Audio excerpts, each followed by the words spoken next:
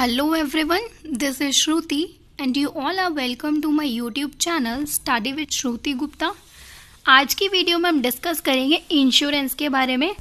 जैसा कि आप सब जानते हैं, हमने बिजनेस सर्विसेज का टॉपिक स्टार्ट किया हुआ है और उसमें हम 5 चीज़ें पढ़ेंगे।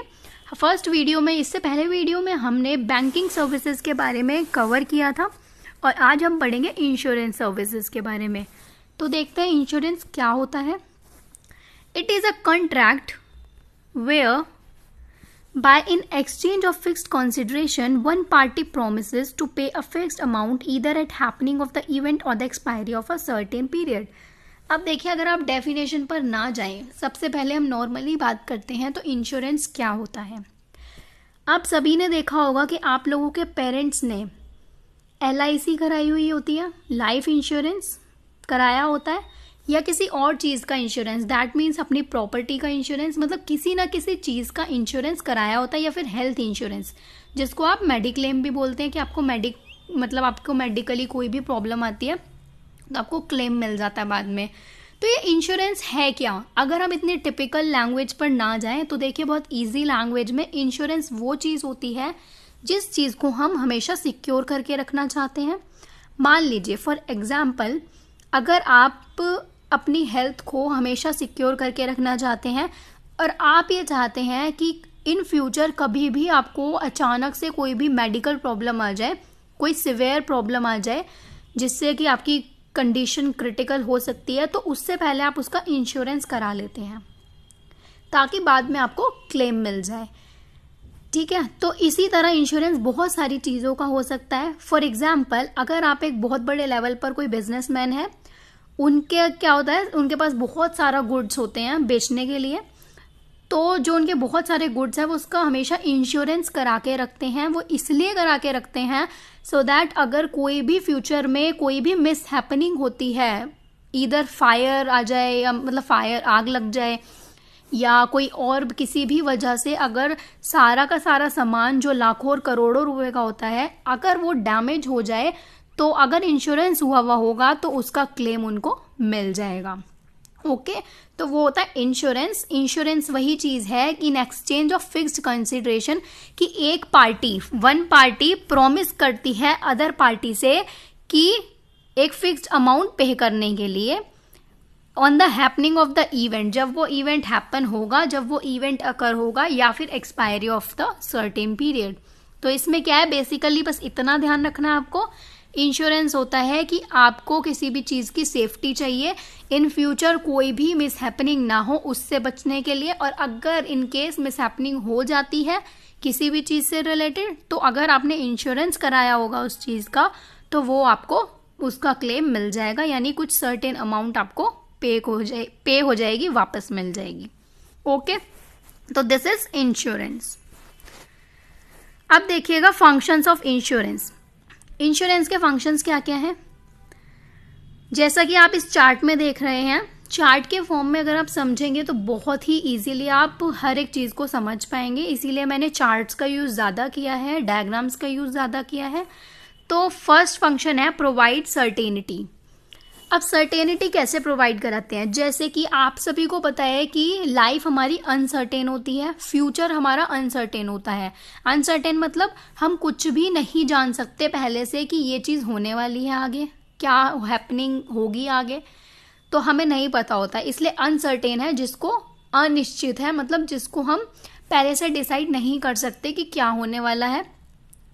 तो ये जो इंश्योरेंस है वो सर्टेनिटी प्रोवाइड कराता है, क्योंकि अगर आपने फॉर एग्जांपल आपने इंश्योरेंस करा के रखा है किसी चीज़ का, तो अब आपके मन में सेटिस्फैक्शन है कि कल को कुछ भी दिक्कत हो जाए इस चीज़ में, कुछ भी इस चीज़ से रिलेटेड कोई भी मिस हैपनिंग हो जाए, तो आपको क्लेम मिल जाएगा। तो इससे आपको सर्टेनिटी मिल गई कि जी अगर बाद में ऐसे कोई भी चीज़ होती है तो आपको क्लेम मिल जाएगा, आपके पैसे वापस आ जाएंगे। लेकिन लाइफ के केस में क्या होता है, लाइफ के केस में तो वही होता है, लाइफ आपका अनसर्टेन होती है, तो आपको कुछ नहीं पता होता कि क्या हो जाए, इसलिए आपको लाइफ का इंश्योरेंस भी कराना होता है कि कोई भी आपको दिक्कत आती है एट द एंड, आप उसके लिए सही टाइम पर कोई भी डिसीजन ले सके। सेकेंड है प्रोटेक्शन।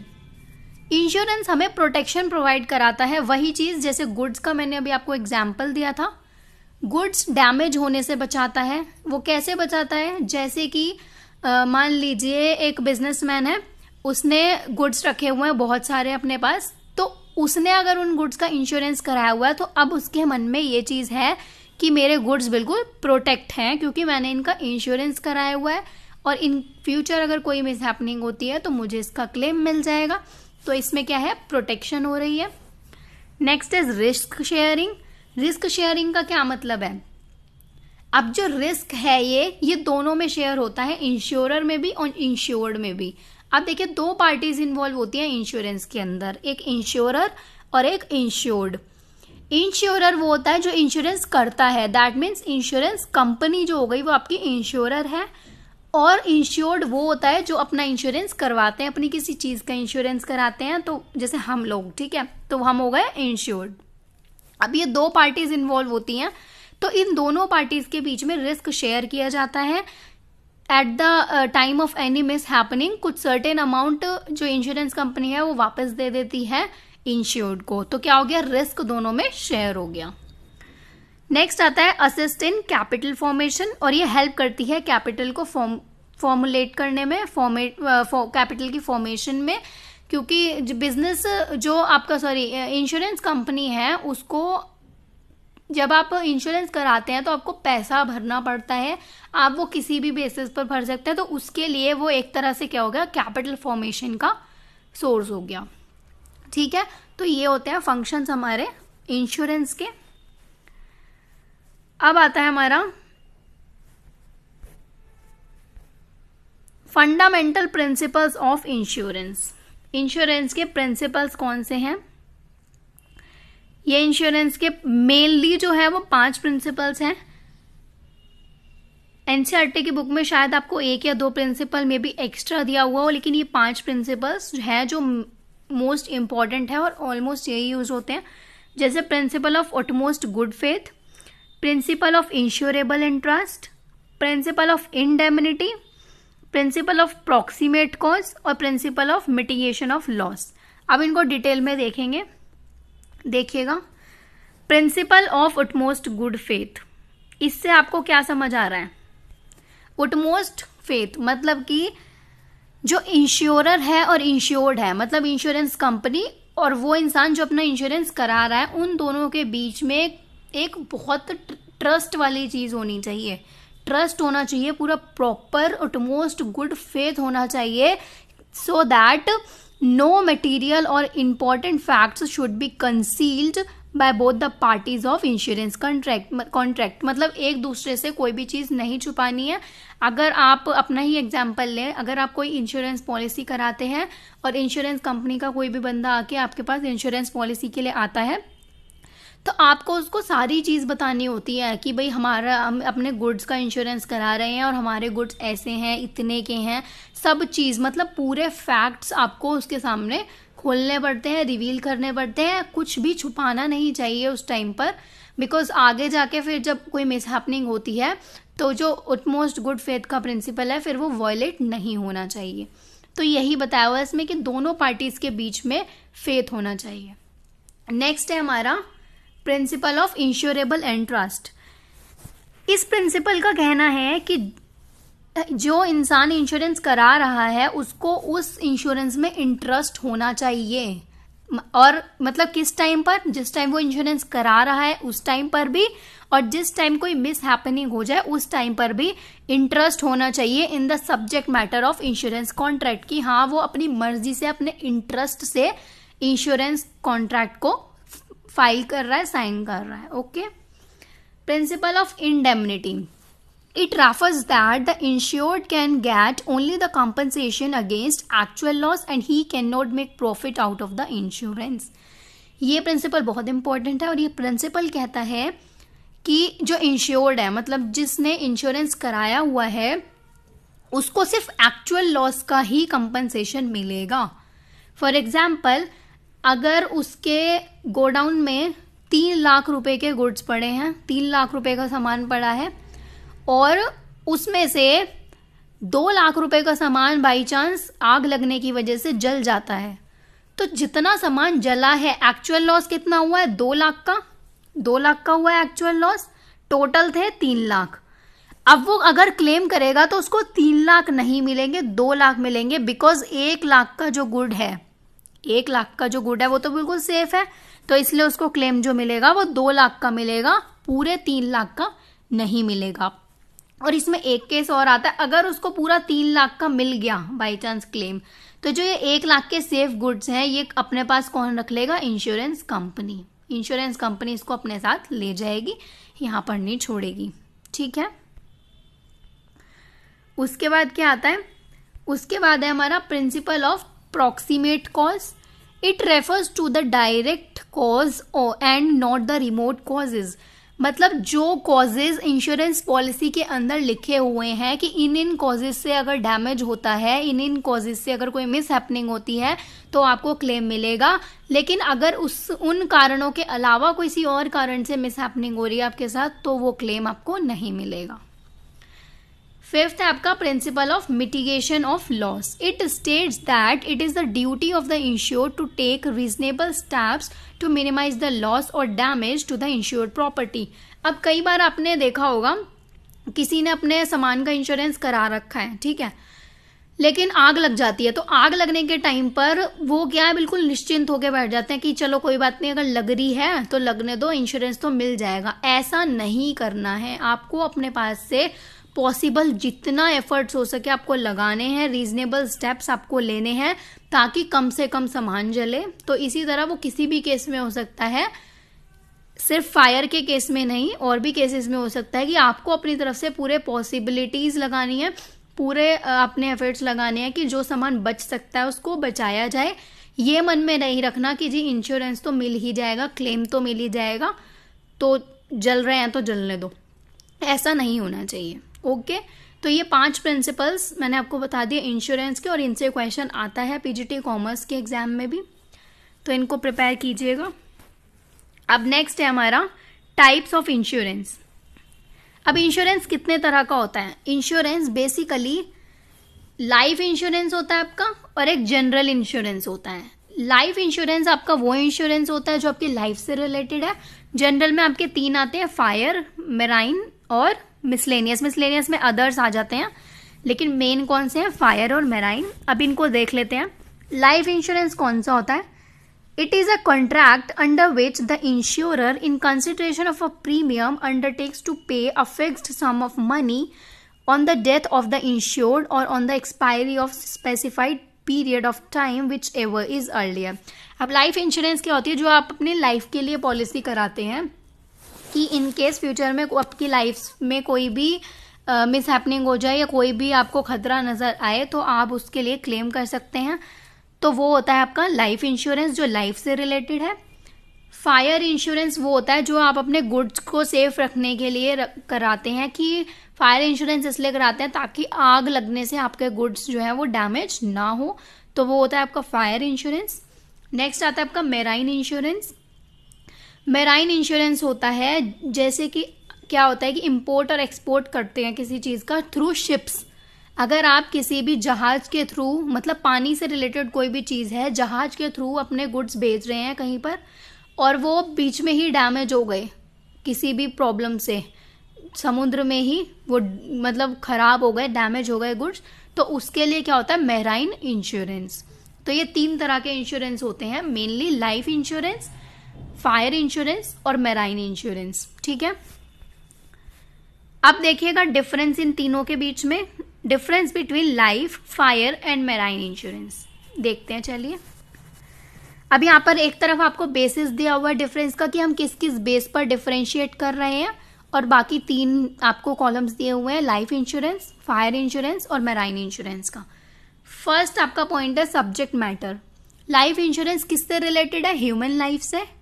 फायर इंश्योरेंस एसेट से, एसेट में आपको गुड्स, आप गुड्स भी लिख सकते हैं, अपने गुड्स से रिलेटेड है।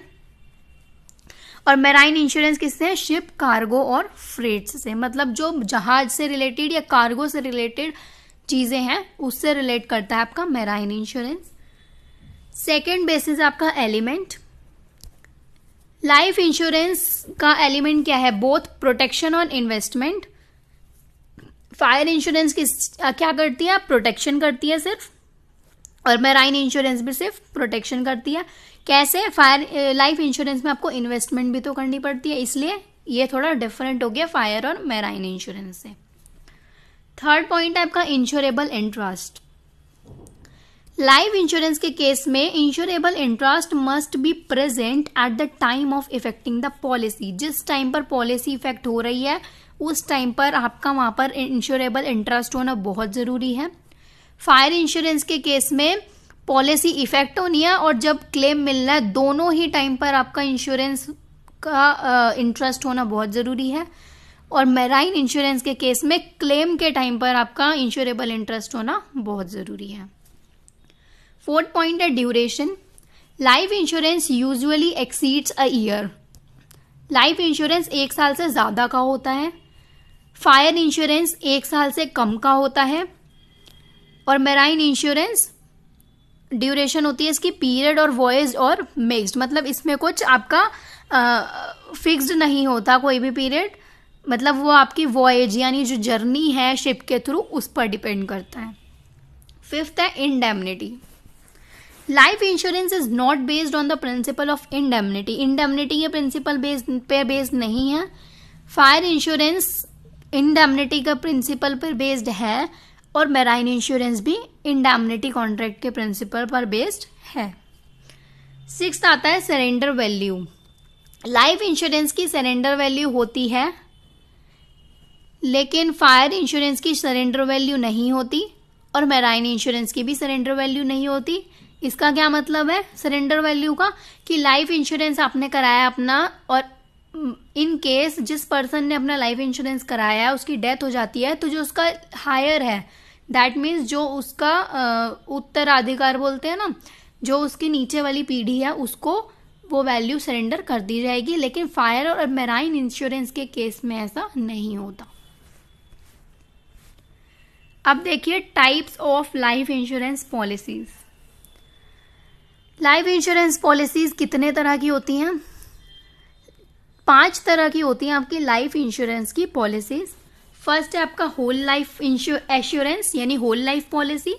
Second is endowment policy. Third is the combination of whole life and endowment, इसको आप जॉइंट भी बोलते हैं, जॉइंट लाइफ पॉलिसी। क्या बोलते हैं इसको आप? जॉइंट, बिकॉज ये दोनों चीजों को मिक्स करके है। फोर्थ है आपकी एन्युइटी पॉलिसी और फिफ्थ है आपकी चिल्ड्रंस एजुकेशन पॉलिसी। अब इनको डिटेल में देखेंगे कि इन 5 पॉलिसीज का क्या क्या कहना है।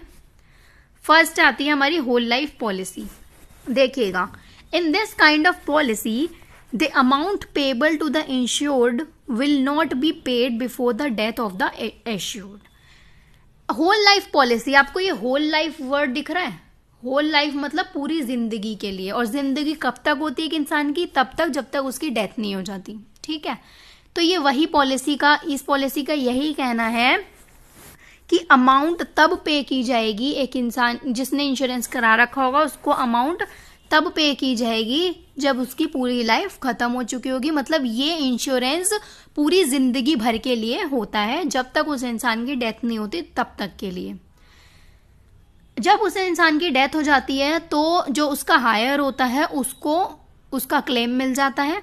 The premium will be payable for a fixed period. जो प्रीमियम है वो फिक्स्ड पीरियड के लिए पे होता है। फिक्स्ड पीरियड इसमें क्या है? 20 और 30 ईयर्स और the whole life of the assured. या तो 20 ईयर्स भी हो सकते हैं, 30 ईयर्स भी हो सकते हैं, या फिर मान लीजिए वो इंसान मरा 60 साल बाद तो वो पूरी होल लाइफ पॉलिसी भी हो सकती है। If the premium is payable for a fixed period, अगर प्रीमियम पे किया जा रहा है फिक्स्ड पीरियड के लिए तो policy will continue till the death of the assured.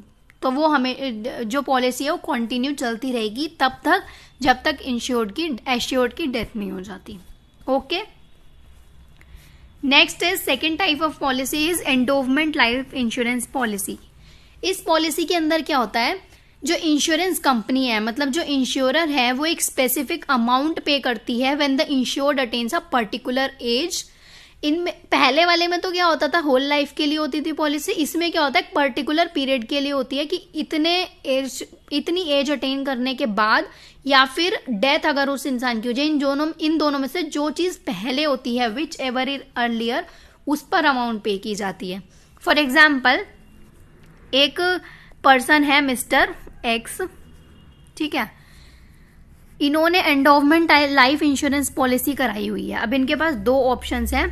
इन्होंने 20 साल की पर्टिकुलर पीरियड के लिए कराई हुई है और दूसरी होती है टिल डेथ, ठीक है, टिल डेथ। अब इन दोनों चीजों में से जो चीज पहले हो जाएगी, या तो उनके 20 साल कंप्लीट होए या फिर उनकी डेथ पहले हो जाए, जो चीज पहले हो गई उस पर उनको अमाउंट पे कर दी जाएगी। तो ये होता है हमारा endowment life assurance policy. Clear है। उसके बाद हमारा थर्ड आता है जॉइंट लाइफ इंश्योरेंस पॉलिसी, जो कि दोनों को कंबाइन करके है। अब joint life insurance policy, joint word आ रहा है, तो जॉइंट का मतलब जब दो या दो से ज्यादा लोग इंश्योरेंस पॉलिसी कराते हैं एक साथ, ठीक है। The premium is paid jointly और by either in the installments. तो अब वो इसके प्रीमियम को कैसे पे कर सकते हैं, एक साथ मिलकर भी कर सकते हैं या फिर कुछ इंस्टॉलमेंट्स में भी पे कर सकते हैं। और इसका मेन एग्जांपल है usually this policy is taken by husband and wife jointly और by 2 partners in the partnership firm. ये इसका एग्जाम्पल है। जब दो लोग मिलकर दो या दो से ज्यादा लोग मिलकर इंश्योरेंस पॉलिसी कराते हैं तो वो होती है जॉइंट लाइफ इंश्योरेंस पॉलिसी, जैसे in the case of husband and wife. अब वो दोनों तो एक ही हैं, तो उन दोनों का मिलकर लाइफ इंश्योरेंस पॉलिसी हो गया। और दूसरा partners in the partnership firm, एक पार्टनरशिप फर्म में कितने भी पार्टनर्स हो सकते हैं, तो वो सब मिलकर भी इंश्योरेंस पॉलिसी करा सकते हैं। फोर्थ टाइप आती है आपकी एन्युइटी पॉलिसी। इस पॉलिसी के अंदर क्या होता है, the money is payable after, ये चीज आपको ध्यान रखनी है, money is payable after the assured attains the certain age. जब सर्टेन एज अटेन कर लेता है एश्योर्ड तब मनी मिलनी शुरू होती है। लेकिन डिफरेंस क्या है, इसमें मंथली, क्वार्टरली, हाफ ईयरली या एनुअल इंस्टॉलमेंट्स मिलती है, ठीक है। मंथली मिलेगा या क्वार्टरली या हाफ ईयरली या एनुअल इंस्टॉलमेंट्स मिलती है। And this is useful for those who prefer a regular income after a certain age. कई बार क्या होता है, इंसान रिटायर हो जाता है तो उसके पास उसकी पेंशन भी नहीं होती, तो उस केस में वो प्रेफर करता है कि एक रेगुलर इनकम उसको मिलती रहे सर्टेन एज तक, तो वो एन्युइटी पॉलिसी का यूज करते हैं।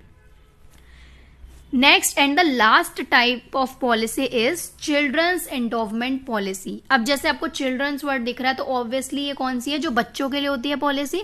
तो this policy is taken by the person for his और her children to meet the expenses of their education और मैरिज। जब कोई पेरेंट्स अपने बच्चे की मैरिज या फिर एजुकेशन के लिए कोई पॉलिसी कराते हैं तो वो होती है चिल्ड्रंस एंडोवमेंट पॉलिसी। और जब वो बच्चा एक पर्टिकुलर एज अटेन कर लेता है उसके बाद उसका प्रीमियम पे किया जाता है। द प्रीमियम किस टाइम पे किया जाता है, premium is paid by the person entering into the contract. जो पर्सन कॉन्ट्रैक्ट करा रहा है उसको प्रीमियम पे करना होता है। However no premium will be paid if he dies before the maturity of the policy. अगर पॉलिसी कंप्लीट नहीं होती, पॉलिसी की मैच्योरिटी डेट नहीं आती और उससे पहले वो पर्सन मर जाता है तो कोई प्रीमियम पे नहीं किया जाएगा। ओके, तो ये था हमारा आज का topic, complete detailed information about the insurance, types of insurance and types of insurance policy and the difference between all the types of insurance. तो ये भी काफी इंपॉर्टेंट टॉपिक है। बिजनेस सर्विसेज का पार्ट 2 हमने कंप्लीट किया है इस टॉपिक में। तो आई होप आप सभी को क्लियर हो गया होगा। अगर कोई भी डाउट है तो आप मुझसे कमेंट सेक्शन में पूछ सकते हैं या फिर मेरी ईमेल आईडी आपको मेरी बायो में गिवन है, वहां पर आप मुझे मेल कर सकते हैं। तो वीडियो को लाइक ज़रूर कीजिएगा, चैनल को सब्सक्राइब ज़रूर कीजिएगा और ज़्यादा से ज़्यादा अपने फ्रेंड्स के साथ शेयर कीजिएगा। थैंक